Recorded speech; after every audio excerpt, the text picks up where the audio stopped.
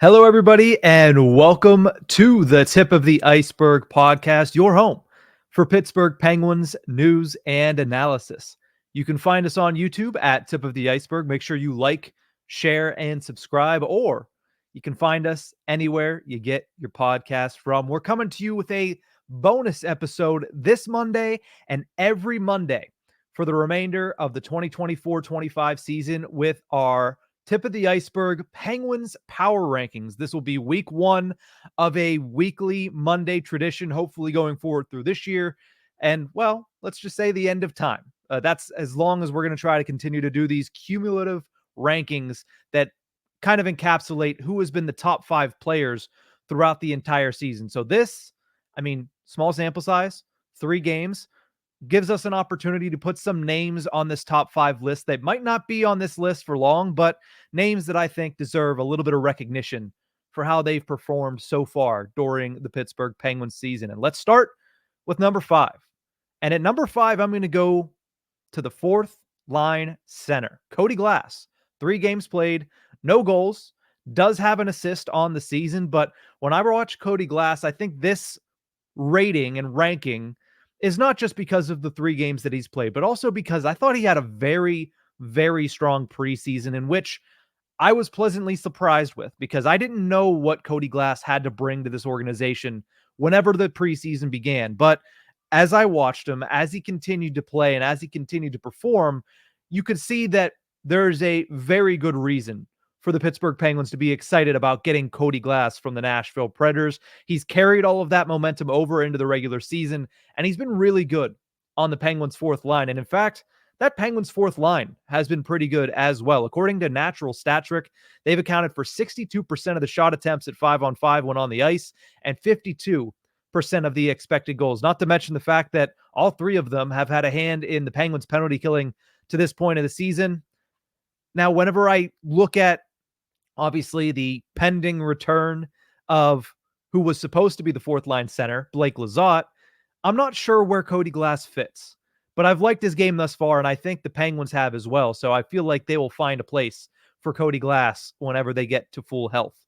Number 4 this week is going to be newcomer Anthony Beauvillier. 3 games played, 2 goals, 0 assists so far for the newcomer for the Penguins. He scored the first 2 goals of the Penguins season on Thursday night against was it Thursday or Friday? It was Thursday night against the Detroit Red Wings.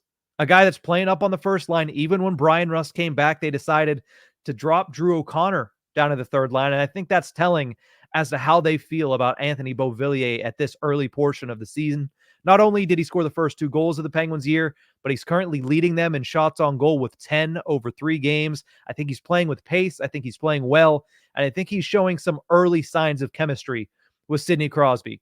Can this be the bounce back season for Beauvillier? They're certainly hoping so. And he's gotten off to a pretty good start here in the first week with the Penguins. So he ranks in at number 4. And at number 3 is going to be his center and the captain of the Pittsburgh Penguins. In year 20, Sidney Crosby checks in at number 3 on the Penguins Power Rankings to begin this season. 3 games played at a point-per-game pace, just as Sidney Crosby always does.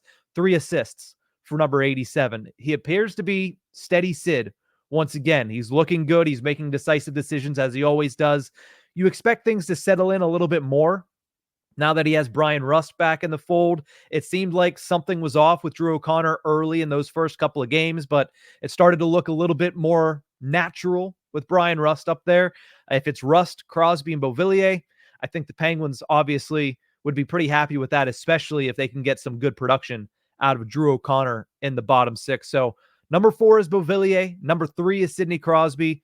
Brian Rust isn't going to make this top 5 because he's only played in 1 game. But number 2 is going to be somebody that has stepped in for somebody else that was injured. And that's going to go to the rookie goaltender, Blomqvist.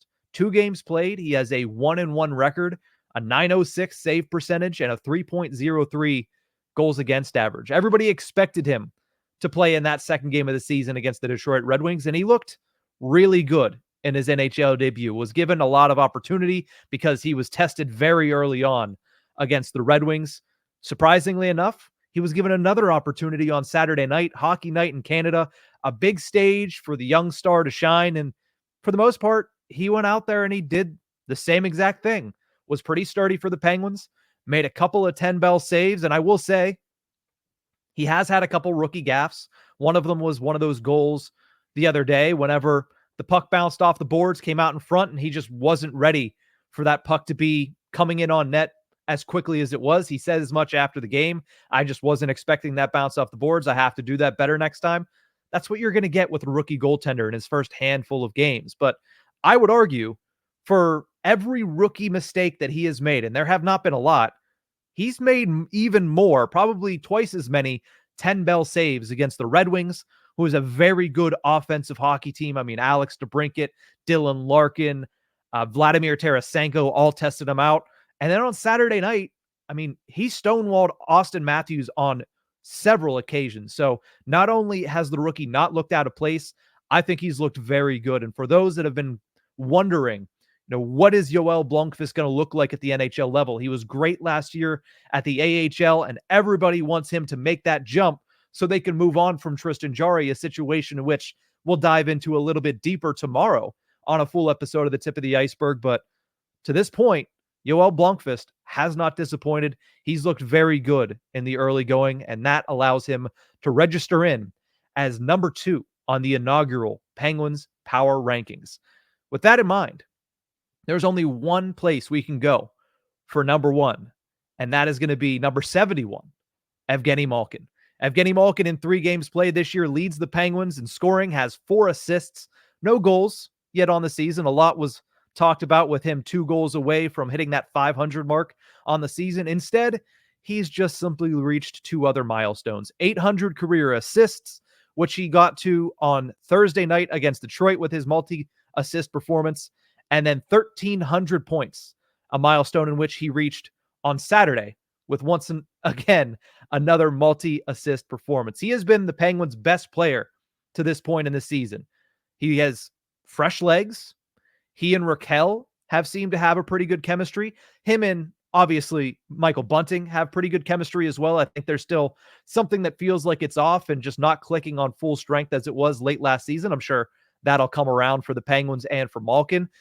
But most importantly, Malkin has been decisive with his playmaking and his decision-making, especially on the man advantage. The Penguins have now scored a power play goal in 2 straight games. Evgeni Malkin factoring in, I believe, on both of them, certainly on the one on Saturday night, Kris Letang's goal. But Evgeni Malkin has just been good, flat out good for the Pittsburgh Penguins, and that is why he is going to debut as your leader in the Pittsburgh Penguins Power Rankings through 1 week of the NHL season. And I threw up that graphic for those that are watching the video version of this on Tip of the Iceberg. We'll keep this, going throughout the regular season. As of right now, this is the power rankings and where things stand after 1 week. Cody Glass at number 5, Anthony Beauvillier at number 4, Sidney Crosby at number 3, Yoel Blomqvist at number 2, and Evgeni Malkin ranks in at number 1 on the Penguins Power Rankings. But that's going to do it for this bonus episode that, like I mentioned, you will get every single Monday from here throughout the rest of the season.